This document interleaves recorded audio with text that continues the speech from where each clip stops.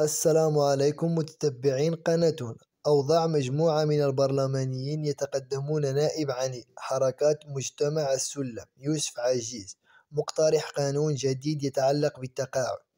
ووافق المقترح الذي أطلع على الجزائر الجديدة. فقد دعا النائب الصاحب اقتراح يوسف عجيز إلى تعديلات قانون رقم 1516 مؤخرا في أول ربيع الثاني عام 1438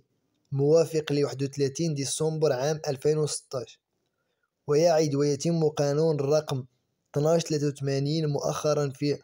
21 رمضان عام 1403 موافق ل 2 يوليوز سنة 1983، ومتعلق بالتقاعد، وذلك باقتراح استفادة من معاشات التقاعد عند